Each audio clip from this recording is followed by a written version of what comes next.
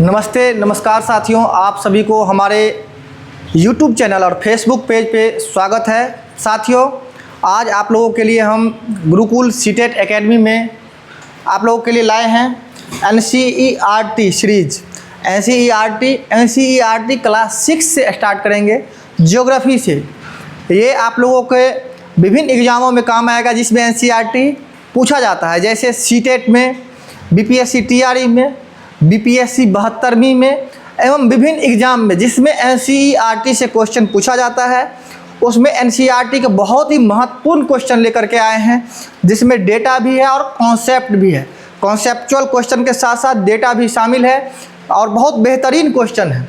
साथियों, ये सीरीज आप लोगों को देखने के बाद अगर अच्छा लगे तो इसे लाइक, शेयर और सब्सक्राइब जरूर करें। साथ ही साथ कमेंट करके बताएं कि ये सेशन आप लोगों को अच्छा लगा या नहीं। अगर आप लोगों को ये सेशन अच्छा लगेगा तो ये सेशन निश्चित रूप से, निरंतर रूप से जैसो हम आप लोगों के बीच लाएंगे और आप लोग के तैयारी में हम अपना योगदान देंगे। साथियों, देखेंगे कि पहला क्वेश्चन क्या है। ये NCERT क्लास 6 के पहला चैप्टर है। NCERT ज्योग्राफी क्लास के पहला चैप्टर से क्वेश्चन है। उसके बाद फिर दूसरा क्वेश्चन चैप्टर से भी है क्वेश्चन, ठीक है। तो देखिए, पढ़िए आप लोग। निम्नलिखित कथनों पर विचार करें, कह रहा है निम्नलिखित कथनों पे विचार करें। तो साथियों, विचार कीजिए कि पूर्ण चंद्र को लगभग प्रत्येक 15 दिन में एक बार देखा जा सकता है, यानी पूरा चंद्रमा को 15 दिन में एक बार देखा जा सकता है। तो नहीं, जवाब होगा नहीं। पूरा चंद्रमा को 15 दिन में एक बार नहीं देखा जा सकता है, क्योंकि पूरा चंद्रमा को पूर्णिमा के दिन देखा जाता है और पूर्णिमा के 15 दिन के बाद अमावस्या होता है। पूर्णिमा के 15 दिन के बाद अमावस्या होता है। पूर्णिमा है ना, पूर्णिमा, और पूर्णिमा के 15 दिन के बाद साथियों, पूर्णिमा के 15 दिन के बाद होता है अमावस्या। अमावस्या, ठीक है। और फिर अमावस्या के 15 दिन के बाद, अमावस्या के 15 दिन के बाद फिर होता है पूर्णिमा। तो यानी माह में, यानी एक माह में एक ही बार पूर्णिमा आता है। पूर्णिमा के 15 दिन बाद, 15 दिन बाद क्या होता है? अमावस्या होता है। पूर्णिमा में पूरा चंद्रमा दिखाई देता है और अमावस्या में चंद्रमा बिल्कुल ही दिखाई नहीं देता है। तो ये ऑप्शन हो जाएगा गलत। पूर्ण चंद्रमा को लगभग प्रत्येक 15 दिन में देखा जा सकता है, नहीं। तो पूर्ण चंद्रमा को लगभग एक महीना में एक बार ही देखा जा सकता है। आगे देखिएगा, सूर्य, चंद्रमा तथा वे सभी अन्य वस्तुएं, सूर्य, चंद्रमा तथा वे सभी अन्य वस्तुएं जो रात के समय आसमान में चमकती हैं उसे खगोलीय पिंड कहते हैं। तो बिल्कुल सही जवाब है, क्योंकि सूर्य भी एक प्रकार का क्या है? तारा है। रात के समय में तारा दिखाई देता है ना, तो सूर्य भी एक प्रकार का तारा है और तारा के पास अपना उष्मा, ऊर्जा और प्रकाश होता है। ग्रह और उपग्रह के पास अपना उष्मा, ऊर्जा और प्रकाश नहीं होता है, वो तारों के प्रकाश से प्रकाशित होते हैं। तो ये हो जाएगा सही जवाब। सूर्य, चंद्रमा तथा वे सभी अन्य वस्तुएं जो रात को समय में आसमान में चमकते हैं उसे क्या कहते हैं? खगोलीय पिंड कहते हैं। खगोलीय पिंड कहते हैं। तो देखिएगा, केवल इसका क्या है? 2 आंसर सही है ना। तो केवल 2 यानी बी हो जाएगा इसका सही जवाब। आगे देखेंगे साथियों, दूसरा क्वेश्चन है, सूर्य से दूरी के हिसाब से पृथ्वी तीसरा ग्रह है। जी बिल्कुल सही जवाब है। सूर्य से दूरी के हिसाब से पृथ्वी क्या है? तीसरा ग्रह है, ठीक है। सूर्य से दूरी के हिसाब से पृथ्वी तीसरा ग्रह है, क्योंकि देखेंगे पहला ग्रह है क्या दूरी के हिसाब से? पहला है बुध। पहला ग्रह है बुध, ठीक है। पहला ग्रह है बुध, ठीक है। दूसरा ग्रह है शुक्र, दूसरा ग्रह है शुक्र, ठीक है। तीसरा है पृथ्वी, तीसरा है पृथ्वी, ठीक है। चौथा है मंगल, चौथा है मंगल। पांचवा है बृहस्पति, पांचवा है बृहस्पति। छठा है शनि,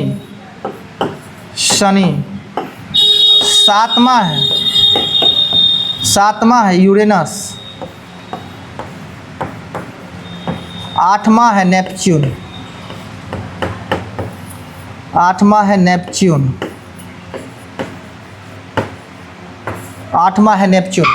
तो देखेंगे साथी, ये सूर्य से दूरी के हिसाब से 8 ग्रह है, ठीक है। पहला है बुध, दूसरा है शुक्र, तीसरा है पृथ्वी, चौथा है मंगल, पांचवा है बृहस्पति, छठा है शनि, सातवां है यूरेनस और आठवां है नेपच्यून। तो ये 4 ग्रह, ये जो शुरुआती के 4 ग्रह है, सबसे नज़दीकी ग्रह, ठीक है, इसको आंतरिक ग्रह भी कहते हैं, इसको आंतरिक ग्रह भी कहते हैं, आंतरिक ग्रह, ठीक है। जो नज़दीकी 4 ग्रह है उसे आंतरिक ग्रह कहते हैं, और ये दूरी के जो 4 ग्रह है इसको बाह्य ग्रह कहते हैं, बाह्य ग्रह कहते हैं, बाह्य ग्रह कहते हैं, ठीक है। तो सूर्य से दूरी के हिसाब से पृथ्वी तीसरा ग्रह है, बात क्या है, सही है, ठीक है। उसके बाद पृथ्वी छठा सबसे बड़ा ग्रह है, ये गलत है, पृथ्वी छठा नहीं, पृथ्वी आकार में क्या है, 5वां सबसे ग्रह है, 5वां सबसे बड़ा ग्रह है। पृथ्वी आकार में क्या है, आकार में है 5वां सबसे बड़ा ग्रह, आकार में क्या है, 5वां सबसे बड़ा ग्रह है, 5वां सबसे बड़ा ग्रह है। उसके बाद देखिए, पृथ्वी का आकार गेंद के समान है, तो नहीं, पृथ्वी का आकार गेंद के समान नहीं है, पृथ्वी का आकार है ना, पृथ्वी का आकार है भू-आब, जिसको इंग्लिश में कहते हैं जियोड। पृथ्वी का आकार क्या है, भू-आब है, पृथ्वी का आकार क्या है, भू-आब है, यानी पृथ्वी का आकार भू-आब है। दैट मीन्स हम कह सकते हैं कि पृथ्वी का आकार क्या है, गोलाकार नहीं है, भू-आब को ही हम कहते हैं पृथ्वी का आकार। डायरेक्ट ये किसका लाइन है, ये शब्द डायरेक्ट यूज किया गया एनसीईआरटी में। पृथ्वी के आकार को एनसीईआरटी में जो लाइन यूज किया गया है, जो शब्द यूज किया गया है, उसे क्या कहते हैं, भू-आब, है ना। तो पृथ्वी का आकार गेंद के समान है, नहीं, तो ये हो जाएगा गलत। तो केवल एक आंसर इसमें सही होगा, केवल एक, यानी बी हो जाएगा इसका सही आंसर, बी हो जाएगा सही आंसर। आगे देखेंगे, निम्नलिखित कथनों पर विचार करें, सभी ग्रह सूर्य के चारों ओर वृत्ताकार पथ पर चक्कर लगाते हैं, तो नहीं, वृत्ताकार पथ पे नहीं लगाता है, दीर्घ वृत्ताकार पर लगाता है। किस पे, तो दीर्घ वृत्ताकार पे, दीर्घ, है ना, वृत्ताकार, दीर्घ वृत्ताकार पथ पर चक्कर लगाता है, वृत्ताकार पथ पर चक्कर नहीं लगाता है। तो पहला ऑप्शन हो जाएगा गलत।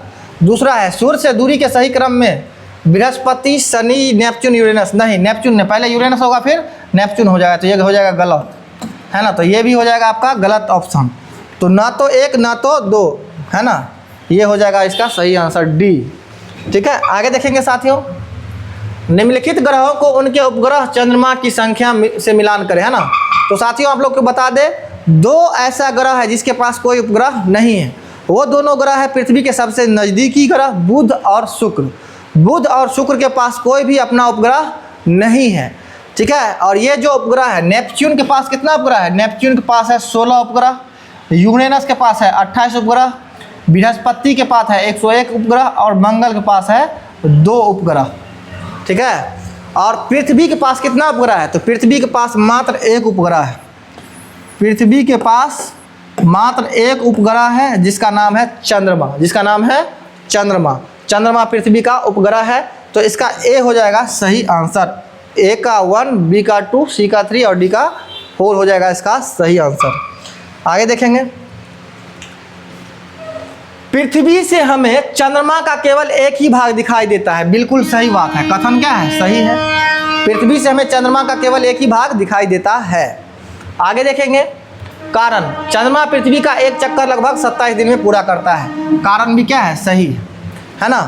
चंद्रमा, ये मान के चलिए पृथ्वी है और पृथ्वी के चारों ओर जो पथ पे चक्कर लगाता है चंद्रमा, है ना, ये क्या है, पृथ्वी है, अर्थ है, पृथ्वी है ना, और ये क्या है, चंद्रमा है, चंद्रमा है। चंद्रमा क्या है, अपने अक्ष पर भी घूमता है 27 दिन में, कितना दिन में, 27 दिन में अपने अक्ष पे भी घूमता है, 27 दिन में अपने अक्ष पर एक चक्कर पूरा लगाता है, और 27 दिन में इस पथ पर भी परिक्रमा भी करता है ना। पृथ्वी का परिक्रमा कितना दिन में करता है, परिक्रमा भी करता है 27 दिन में। इसीलिए पृथ्वी से चंद्रमा का सिर्फ एक ही भाग दिखाई देता है। तो कथन और कारण दोनों सही है, कथन एवं कारण सही है एवं कारण कथन की सही व्याख्या करता है, ठीक है। अगला क्वेश्चन देखेंगे साथियों, निम्नलिखित कथनों पर विचार करें। उपग्रह अपने ग्रहों के साथ साथ सूर्य का भी परिक्रमा करते हैं। उपग्रह अपने ग्रह के साथ साथ सूर्य का भी परिक्रमा करते हैं। बात आपका बिल्कुल सही है ना। उपग्रह अपने ग्रह के साथ साथ सूर्य का भी परिक्रमा करते हैं। आगे देखिए, चंद्रमा का व्यास पृथ्वी के व्यास का 1/3 है। बिल्कुल गलत है। चंद्रमा का व्यास पृथ्वी के व्यास का 1/3 नहीं है, 1/3 नहीं है, 1/4 है ना, 1/4 है, यानी 1/4 है, 1/4 है ना। चंद्रमा का व्यास पृथ्वी के व्यास का कितना है? 1/4 है। तो क्या हो जाएगा इसका सही आंसर? केवल 1 हो जाएगा इसका सही आंसर। ठीक है। अच्छा, असत्य बोल रहा है, सॉरी, यहाँ असत्य बोल रहा है, इसको भी ध्यान में रखना है। असत्य कौन है? तो ये तो एक सत्य है ना। तो असत्य क्या हो जाएगा? केवल 2 हो जाएगा। ठीक है। आगे देखें, यहीं इधर कहीं मिस्टेक तो नहीं हुआ है सत्य असत्य में? नहीं हुआ।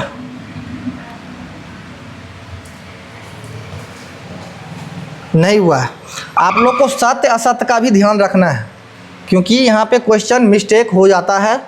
सत्य असत्य का ध्यान नहीं रखिएगा तो क्या हो जाएगा? गलत हो जाएगा क्वेश्चन, है ना। कौन सा कथन क्या कर रहा है? असत्य है। तो असत्य क्या हो जाएगा? केवल 2 होगा असत्य, और 1 क्या है? सत्य है। तो केवल 2 हो जाएगा आपका असत्य। तो सही जवाब हो जाएगा केवल 2। आगे देखेंगे, किन ग्रहों के कोई भी उपग्रह मौजूद नहीं है ना। किन ग्रहों के कोई भी ग्रह मौजूद नहीं है। किन ग्रहों के कोई भी उपग्रह मौजूद नहीं है। तो बुध और शुक्र के पास कोई उपग्रह नहीं है। बुध और शुक्र के पास कोई उपग्रह नहीं है। आप लोग को जैसे कि बताए हैं कि पृथ्वी के सबसे नज़दीकी 2 जो ग्रह है, पृथ्वी के सबसे नज़दीक में जो 2 ग्रह है बुध और शुक्र, उसके पास कोई भी अपना उपग्रह नहीं है। तो 1 और 4 हो जाएगा आपका सही आंसर, यानी सी हो जाएगा आपका सही आंसर। ठीक है। आगे देखेंगे साथियों, निम्नलिखित कथनों पर विचार करें। अमावस्या के दिन चंद्रमा की सतह पर मौजूद पर्वत, मैदान एवं गड्ढे की छाया को देखा जा सकता है। तो ये बिल्कुल हो जाएगा आपका सही होगा गलत? आप लोग कमेंट कीजिए, है ना। तो इसका हो जाएगा बिल्कुल गलत। क्या हो जाएगा? बिल्कुल गलत, क्योंकि अमावस्या के दिन चंद्रमा दिखाई ही नहीं देता है। जब कोई भी व्यक्ति दिखाई ही नहीं देगा, या कोई भी वस्तु जब दिखाई ही नहीं देगा, तो उसका कोई भी अंग दिखाई देगा? नहीं देगा। इसीलिए अमावस्या के दिन जब चंद्रमा ही नहीं दिखाई देता है, तो उसमें पर्वत, पठार और गड्ढे कैसे दिखाई देगा? तो पूर्णिमा के दिन दिखाई देता है। जब चंद्रमा पूरा दिखाई देता है पूर्णिमा के दिन, तो पूर्णिमा के दिन साथियों, पूर्णिमा के दिन जब चंद्रमा पूरा दिखाई देता है, तो उस पर पर्वत, पठार का गड्ढा, मैदान का गड्ढा जो है सो दिखाई देता है। आगे देखिए, ज्योमेट्री का अर्थ पृथ्वी का मापन होता है। बताइए सही है या गलत है? बताइए सही है या गलत है? तो ज्योमेट्री का अर्थ होता है पृथ्वी का मापन। सही है, क्योंकि जितना भी पृथ्वी पर काम होता है, पृथ्वी पर लेंथ मेजरमेंट होता है, एंगल मेजरमेंट होता है, पुल, पुलिया, टावर बनता है, बिल्डिंग, भवन बनता है, तो सब में ज्योमेट्री का उपयोग किया जाता है इंजीनियरों के द्वारा, है ना। देखिए, नील आर्मस्ट्रांग पहले व्यक्ति थे जिन्होंने 20 जुलाई 1869 को सबसे पहले चंद्रमा पर गया था। नहीं, ये गलत है। 20 जुलाई नहीं, 19 जुलाई हो जाएगा, है ना। 19 जुलाई 1969 होगा। ठीक है। तो ये हो जाएगा आपका गलत। तो केवल 2 सही है। कथन असत्य है। कौन सा कथन क्या है? असत्य है। तो 1 और 3 हो जाएगा असत्य। तो इसका हो जाएगा सी आंसर। 1 और 3 असत्य है। आगे देखेंगे, निम्नलिखित कथनों पर विचार करें। आंतरिक ग्रह जो सूर्य के बहुत नज़दीक है ना। तो ये तो सही है, यहाँ तक सही है। आंतरिक ग्रह जो सूर्य के बहुत नज़दीक है उसे आंतरिक ग्रह कहते हैं। लेकिन ये तरल पदार्थ से नहीं बना रहता है। ये तरल पदार्थ से नहीं बना रहता है। ये चट्टानों से बना रहता है। किससे बना रहता है? चट्टानों से बना रहता है ना। ठीक है, ठोस और चट्टानों से बना रहता है। ठीक है। आगे देखिए, आंतरिक ग्रह में केवल बुध, शुक्र, पृथ्वी एवं मंगल आते हैं। बिल्कुल सही। पृथ्वी के जो नज़दीकी 4 ग्रह है वो आंतरिक ग्रह में आते हैं। अब देखिए, बाह्य ग्रह जो सूर्य से बहुत दूर है वे चट्टानों से बने हैं।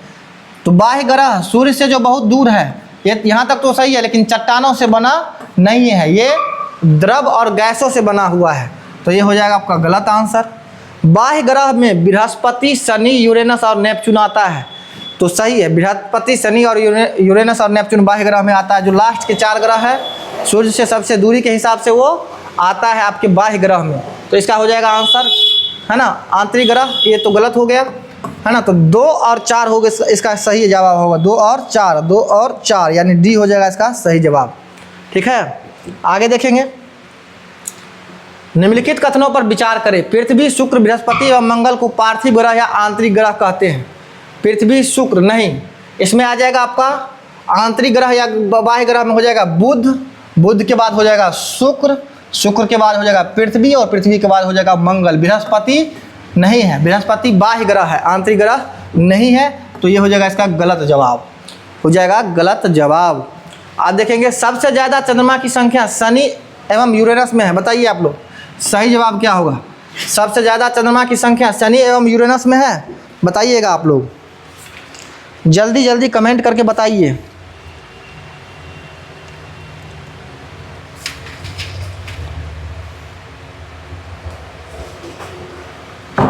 ठीक है, जल्दी जल्दी बताइए।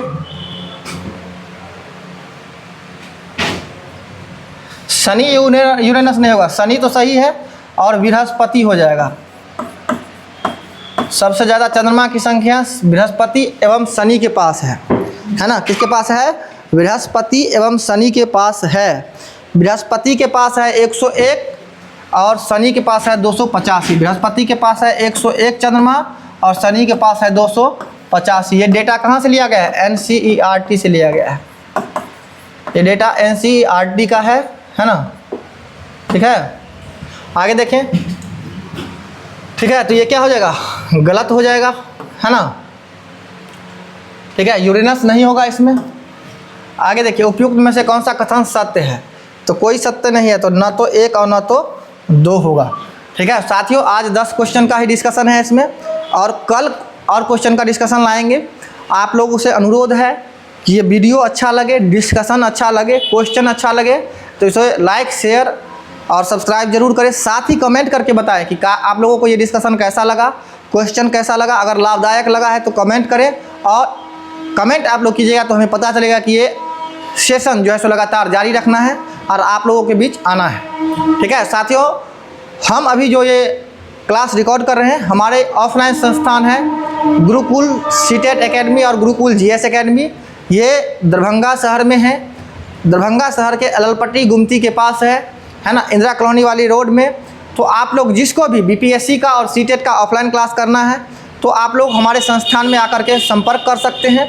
अगर फ़ोन के माध्यम से आप लोग को इंक्वायरी करना है तो आप हमारे नंबर इस पर फ़ोन कर सकते हैं 7903847566।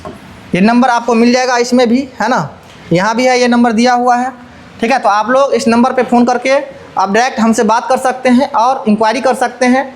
यहाँ पे सीटेट का पेपर 1, पेपर 2 SST एवं मैथ साइंस दोनों पढ़ाई करवाया जाता है।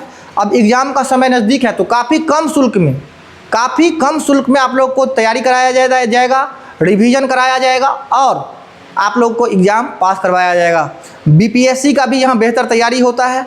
बहुत सारे स्टूडेंट यहाँ से सफल हुए हैं, बहुत सारे स्टूडेंट यहाँ से पास हुए हैं। तो साथियों, देर न करें, आप TRE का भी तैयारी और सीटेट का भी तैयारी एक ही बैनर के नीचे कर सकते हैं और बहुत बेहतरीन तरीक़ा से आकर के पढ़ सकते हैं। और यहाँ पे एडमिशन का चार्ज आप लोग को 0 लगेगा स्टार्टिंग में। जब 5 दिन 10 दिन डेमो क्लास करके पढ़ करके अच्छा से आप लोग समझ लीजिएगा, तभी आप लोग को एडमिशन करवाना है और अच्छा से पढ़ाई करना है। साथियों बहुत बहुत धन्यवाद, शुभ रात्रि।